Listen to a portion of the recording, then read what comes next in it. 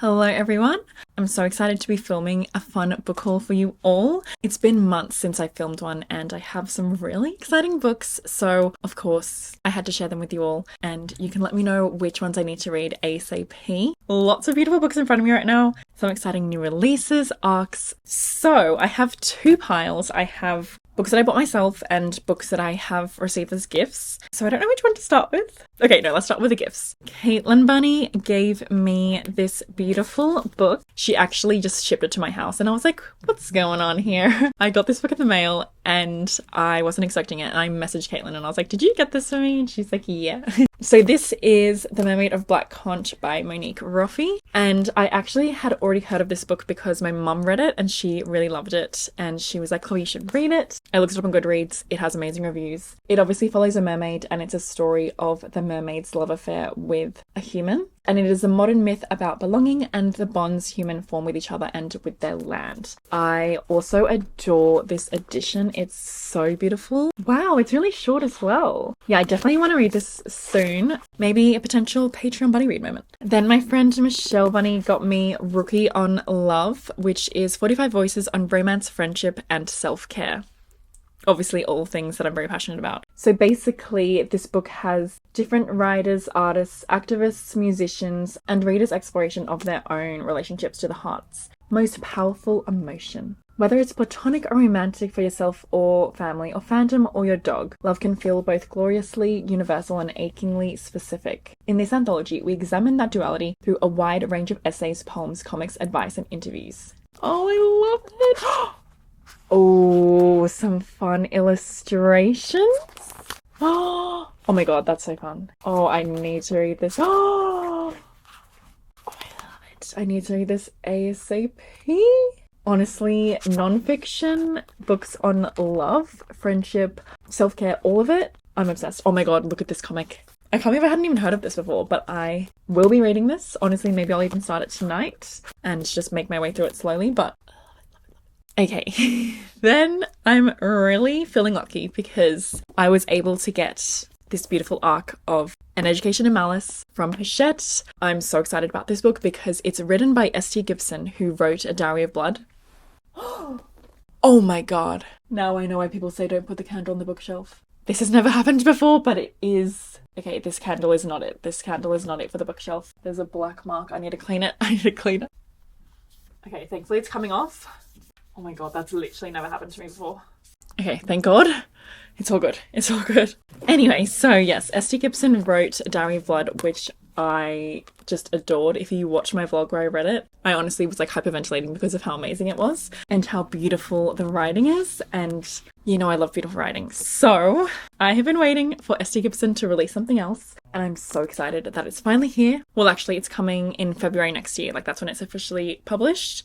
So, like I said, I feel very, very lucky. Definitely one of my most anticipated releases ever. And it's beautiful. Look how beautiful the cover is. It's called An Education in Malice. And it sounds incredible. I honestly didn't even know what it was about. Like, I just wanted to read it because obviously it's written by S.T. Gibson. But it sounds amazing. So basically, this is a dark academia tale of blood, secrets, and insatiable hungers. It's set at an isolated and ancient college where secrets are currency, ambition is lifeblood, and strange ceremonies welcome students into the fold. So it seems like it's also going to be a sapphic moment with Carmilla and Laura Sheridan. And I assume Carmilla is a vampire reference to, you know, Carmilla.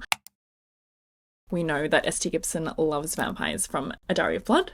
I will be reading this. I'm planning to read this early September, so I will 100% film a vlog for it because I need to document my experience reading this book. I'm sure I'm gonna love it. I'm so excited. And yeah, just feel super, super lucky. I also got some other books from Hachette. So I got Death of a Bookseller. This title and cover definitely caught my eye, and I believe this is a thriller. It follows a bookseller who is a loner and a true crime obsessive. And someone new joins the bookshop that they work at and she is sus of her. And if it's set at a bookstore, I will be reading. And the fact that this is a thriller as well, It's supposed to be tense, addictive. So yeah, very exciting. And obviously October is coming up, so honestly, perfect October moment. Then I got some nonfiction books. So I actually posted a reel where I showed some books that caught my eye at the bookstore, but I didn't end up buying because I've been trying to be more strict with my book buying. Anyway, I posted these 2 books, and Momo, my friend who works at Hachette, she was like, I can send you these.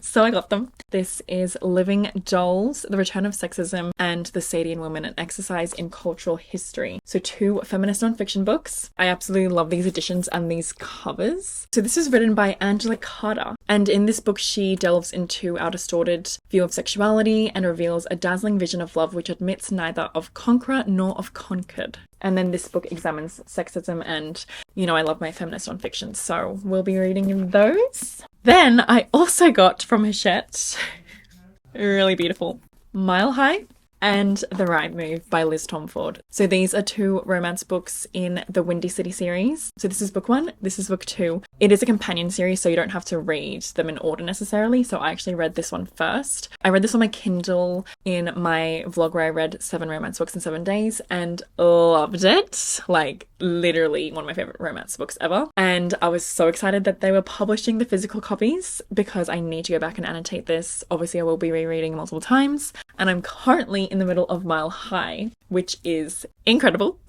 I have been annotating and it's been so much fun. I'm like halfway through the book and yeah, I'm loving it. I'm absolutely loving it, and I'm so happy that I get to read from the physical and just to fully annotate it and everything, because there are so many moments, like honestly, the amount of doggies I have like over 10 and we're halfway through the book. Like there are too many good moments. Yeah, so I'm so thankful for these copies. They're beautiful, and the 3rd book is actually coming out in October. Basically, these books are sports romances. So this is a hockey romance and it's enemies to lovers. It's amazing. And this is a basketball romance, which is beautiful. And then Simon & Schuster sent me Wildfire by Hannah Grace. This is coming out in October, so this is a really fun proof that they sent me. And I also have this really cute little badge that says Staff Chloe, because this is set at a summer camp. So the main character, Aurora, love that name, is a camp counselor at this camp, and she bumps into Russ, who she met prior at a hockey party where they hooked up. She wasn't expecting to see him again, especially not at the camp. So that seems like a really fun premise. And then I have some Book of the Month books. These were for May. So I have Did You Hear About Kitty Carr by Crystal Smith Paul. I am so excited to read this because it seems like it has Seven Husbands of Evelyn Hugo vibes. It's a multi-generational saga that transverses the glamour of old Hollywood and the seductive draw of modern day showbiz. And then Yours Truly by Abby Jimenez. And this is a romance. I've heard amazing things about this author. It's about terrible first impressions, hilarious second chances, and the joy in finding your perfect match. Okay, so now to the books that I bought myself. I have these gorgeous books, The Serpent and the Wings of Night, and The Ashes and the Star-Cursed King by Carissa Broadbent. This is a romance fantasy series. This is book 1, this is book 2. I've read book 1, I loved it. Well, actually, I wasn't loving it for the first half because it was very plot heavy. I can't remember if I filmed a vlog for my channel or if it was just for Patreon, because this was one of my Patreon book club books. But yeah, so wasn't loving it in the first half, but the second half, I became obsessed. And honestly, like the romance element, some of these scenes I think about daily. Like one scene in particular, in the cave, it's just gorgeous. It follows the daughter of a vampire king, and it is a romance between her and a vampire. And the plot did become really interesting. Obviously, the first half I was kind of like, oh god, there's so much world building. Like, I wasn't really in the mood. But it definitely became really interesting. And now I fully know the world and the characters, so I can dive into book 2 without an issue. And I'm very excited, but also a bit nervous because I've heard some mixed things about the second book. So if you've read it, please let me know what you think. But I will be reading this, and I do want to film like a romance fantasy vlog when I read it. But yeah, I love these fun, like I love a self-published paperback. It's not necessarily floppy, but I just love the satisfaction where you can just like really crack open the spine and the pages are really nice and thick. I don't know, I just love a self-published moment because also like the texture on the cover is really nice. But yeah, obviously these are super popular. They have definitely blown up on TikTok and stuff. So maybe you've heard of them, but yeah, I definitely really loved the first book. So I'm excited. And I'm excited to read this author's work because she has a lot of fun books out there. Okay, and then I have this nonfiction. This is In the Margins on the Pleasures of Reading and Writing by Elena Ferrante. I've heard amazing things about this book, and even though I haven't read anything by Elena Ferrante yet, I feel like I will love her books. So I'm really excited to read this because obviously I have been writing and I have really been enjoying reading books about writing. Then I think I got these when I was with Caitlin. We went book shopping, of course, as we always do when we're together, and I bought Dress Rehearsals, which is a memoir made of poetry. So this is from Madison Godfrey, who documents experiencing first crushes, mosh pits, sharpened nails, gender euphoria, and the complicated colours of desire and memory. It's apparently a love story to the queer self. It's a coming-of-age memoir. So I was like, oh, absolutely love the cover. The fact that it's a memoir made of poetry, like, this needs to be read ASAP. Then I got Hyacinth. Hopefully I pronounced that right. Hey Siri, how do you pronounce hyacinth? Hyacinth. Hyacinth, okay. Hyacinth, which is by Will Cox. How freaking beautiful is this cover?